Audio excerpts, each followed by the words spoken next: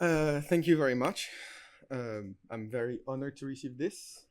So I'm Sacha-Elie. I worked on Gillian during my entire PhD thesis.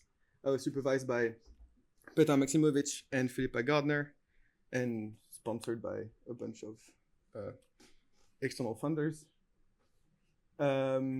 My thesis is about foundation, implementation, and applications of compositional symbolic execution. So I try to do all of this and then with various degrees of success, but let's see. But first, it's important to remind that this work doesn't happen in a void.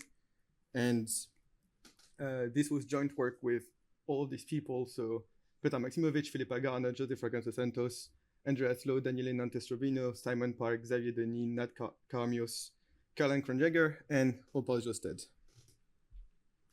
So I have, I think, about 15 minutes, which means that I have to give an overview of 5 years of work on that time. I'll try to do my best, but let's start with what Gillian is. And Gillian is a unified parametric compositional symbolic execution tool. And that's a lot of words. So I'm going to assume that kind of everybody knows more or less what symbolic execution is. It's kind of like normal execution, but then you replace concrete values with variables and you try to explore as much of the program as you can. So let's start by talking about what parametricity is here. And so Gillian really at its core is a symbolic execution engine for an intermediate language called GIL, which stands for General Intermediate Language, for lack of a better name. And the idea is that you have an interpreter for GIL, and there's this kind of hole here, which you can fill with the memory operations, the operation that manipulates your memory. And memory is kind of like in a wide sense here. So you have obviously the basic operation of like loading from memory, storing from memory, what the memory looks like. But then you also have sometimes things that need memory to reason. And for instance, just pointer validity checks in C needs access to memory. So that's something sometimes you need to add in those in this memory. So once you put those memory model and its basic actions, you can do whole program symbolic testing, which is kind of what similar to CBMC or in some sense CLE. You write forced order assertions in the form of assume and asserts, and you get bounded correctness guarantees with the loops unrolled. And then kind of building on that tower, you have you can add more things, which I'm going to describe, and then you can do separation logic. So then if you write your loop invariance and if you write the specification in separation logic, you can do full verification. But what you need to provide as part of this is the meaning of that separation logic. So that's what we call core predicates. The basic points to in separation logic is what we call a core predicate, but then the meaning of points to, depending on the languages, can vary, and that's what we change. We use something called a consume-produce paradigm, which is kind of introduced by VeriFast a while back, used by tools like Viper or CN. And so if you provide those core predicates and their interpretation, which is the consumers and producers, then you get verification.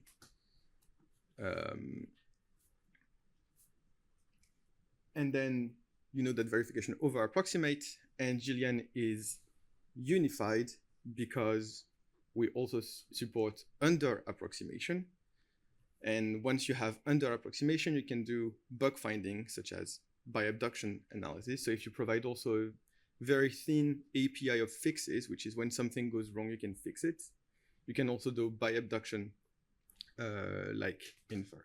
So Gillian as a whole is those three analyses based on this intermediate language called GIL that is parametric. And that's why we call it unified computational parametric symbolic execution. Gillian has currently 4 instantiations, with the C being kind of extended at the moment.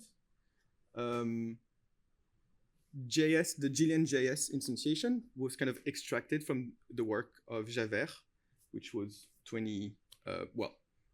until 2019. And then Javert would transform into Gillian by generalizing it and extracting the memory model. During my master's thesis, I did this toy language called Weasel, which I just put on this slide because I like the logo. and then C and Rust during my PhD thesis. So the contributions of my thesis are, and that's what I'm kind of going to try to give you an overview of today, are CSE a la carte, which is kind of an approach to make it simpler to write those memory models with a monadic library for writing the actions in consumers and producers, and memory model combinators. Then Gillian C. I would say the main contribution of Gillian C was a new representation of the memory that would make automation easier for compositional reasoning about C code, and then the proof of correctness on some production AWS code. And then Gillian Rust, which is also an implementation from the ground up, where really kind of a combination of all the research I'd done on Gillian, where we pushed the limit of what we can do with those tools. We tried automating reasoning about unsafe code, which is kind of hard. And we introduced a hybrid reasoning approach where we try to make this less hard. So first, CSE a la carte. On the previous diagram, I kind of made this box smaller than the whole framework, but actually how hard is it to design, implement, and prove that whatever you put in this hole is working? The answer is kind of difficult. There's lots of code, there's lots of boilerplate code, and it's kind of difficult to get sound on the first try. So we try to overcome that. And to do this, so an example is the Weasel memory model. It's a very simple thing, but you have 4 actions to implement. You have the basic core predicates, which are the point to's, something saying that an allocation has been freed, and so on. And then you have the fixes necessary for bi-abduction. That represents about 2,000 lines of code to get right. And probably the first implementation actually was not right. And so if for a very simple toy language, you already require 2,000 lines of kind of soundness critical code, that's kind of dangerous. And so one of the contributions of my thesis was to create combinators, which means that those 2,000 lines of code kind of become that one line of code. And that's much easier. So if you're familiar with Iris, they're kind of like Iris resource algebras, except they're in the context of symbolic execution. It doesn't just provide the structure of the memory, but also provides all the operations that you might need to actually perform on that structure. There's soundness construction with pen and paper proofs, and Andrea is currently doing mechanization of these proofs. And having this kind of factored out means we can also make the right performance choice once and for all, and then all memory models kind of become more performance. So an example is that this is kind of a normal separation logic, but if I want to get fractional permissions, I just have to modify the one at the end, make it from exclusive to frac, and suddenly I have fractional permissions in my separation logic. We found that actually these combinators are more expressive than one would think. Actually, we do want that. And you can just add a combinator and bam, you get bi-abduction. So that makes implementation a lot nicer and also proofs a lot nicer. And then if you still want to write your own custom state model, then we provide a monadic interface as the second part of CSE a la carte. I have limited time, so I will move on to Gillian C. I kind of designed a memory model that caters for all the complex issues that you get when reasoning about C codes. The fact that blocks can be of any, when you get an allocation, it can be of size n. Values inside the memory are in variable size. They can be size 4 bytes, 8 bytes, whatever. That makes things difficult. Have different abstraction levels, and we'll come back to that. The C semantics is just annoying. You need to reason about initialized memory and so on. And all of that in the context of separation logic. So I put this slide on just to show that it's actually a tree, but I'm not going to go into details. What we can see that there's, of course, a trade-off between automation and performance. This is about 5 times slower than what VeriFast does. VeriFast is extremely fast. But to verify push function into a vector. You have a dynamic array, you want to add an element at the end. We don't require any annotation to do this in Gillian C, but VeriFast will require about 4 lines of annotation. Kathleen was kind of talking about parsing and how parsing is difficult and verified parsing and so on. So we verified this deserialization of a header of the encryption SDK, which is basically you have a binary format and you parse it into an actual structure. That's the entire spec. It doesn't look very complex, but actually you have fields that depend on the previous fields and so on, and that makes verification kind of more difficult than you would think. And so we did verify this, kind of a big effort, but it runs pretty quick. But the interesting thing here is that thanks to Gillian, that was a unified platform that was multi-language with a single kind of specification language.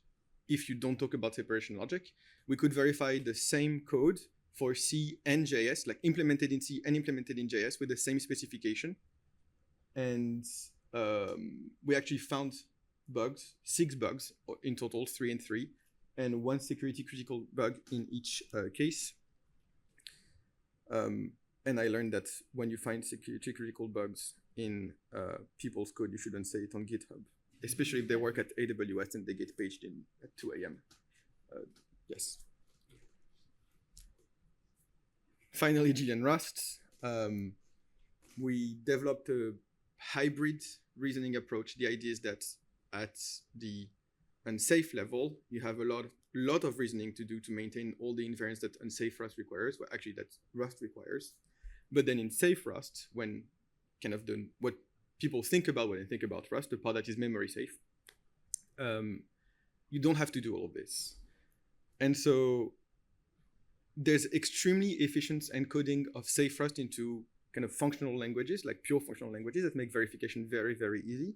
So one of those is Eneas, another one is Crusoe, and it's the one we used. But unsafe code requires a lot of reasoning and getting the lifetimes correctly and so on. Just the theory of that was basically half of Ralph Young's PhD thesis. So the question is, can we do both at the same time? And we figured out that yes, if you have a kind of common specification, which is expressed at the level of the safe code, then you compile it to what you need to express at the unsafe level, then you can do this and you have a tiny bit of verification for the unsafe code that is kind of much more difficult, but you only have to do it for the unsafe code, and then the safe code gets a lot easier. The cool thing I think in Gillian Rust is kind of everything that went into that memory model. So don't read it, but the important parts are there's a lot of combinators. There's the block trees are making a comeback. There's also custom models. I just highlighted this one, but all of this kind of has custom codes kind of everywhere.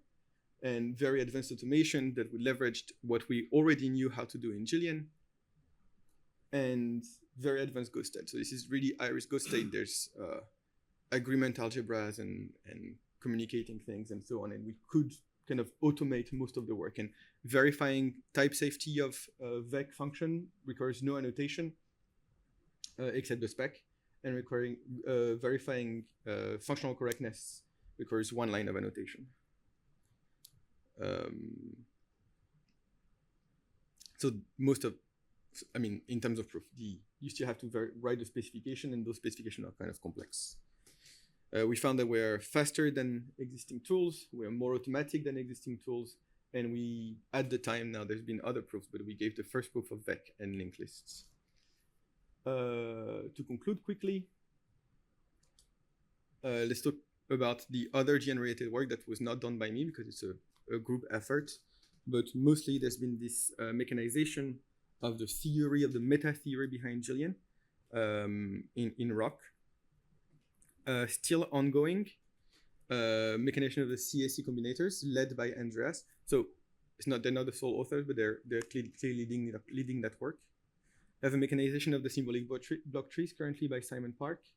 And you have an extension of the CIC mechanization by Shiva, where basically he's trying to get it end to end. The mechanization currently is a model, and he's trying to get really all the way from what a real verifier needs, lemmas, ADTs, anything that usually kind of people put under the rug and hope it's not too difficult to do, and actual connection to real SMT solvers, which kind of raises question like what's SMT even.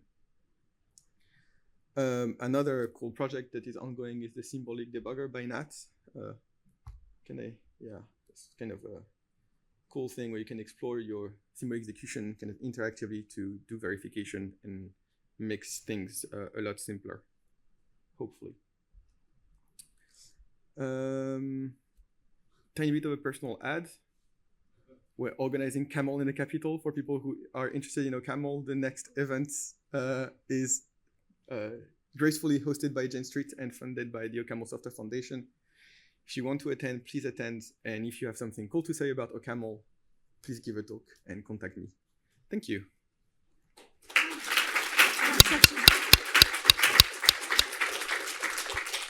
Any quick questions for Sacha? Not about Camel in the Capital? Andy? Sacha, well done. Congratulations. Great talk. Just picking up on what you're doing with Rust, I just wonder, I recently came across some work called, I think it's called Aeneas, that is this framework that extracts a sort of functional core from a Rust program and then allows reasoning about it. I'm just wondering if you could, there is Aeneas, if you could say a bit more about the comparison between your work and Aeneas. Yes. So, Gillian Rust is really just for unsafe Rust. The work on the hybrid verification was done with, well, Xavier Denis, who made Creusot, so that's why we did that together. But in theory, you don't really need to have Creusot. The only thing you need to do is that the specification language you use to specify your safe Rust has to be encodable into something that can reason about unsafe Rust, if that makes sense. A specification that can talk about the unsafe parts of Rust. So the cool trick with Aeneas that they kind of compile safe Rust only to pure functional programming languages, well, Lean specifically, and then they write a Lean proof about it, which is extremely powerful. But as soon as you want to reason about mutable references that kind of don't behave exclusively and so on, that compilation doesn't work anymore. And so you kind of need something to fill that gap, and that's what Gillian Rust was created for. Okay, that's very clear. Thanks. So, in the interest of time, let's thank Sacha again. If you have more questions for him in the break. Thank you, Sacha.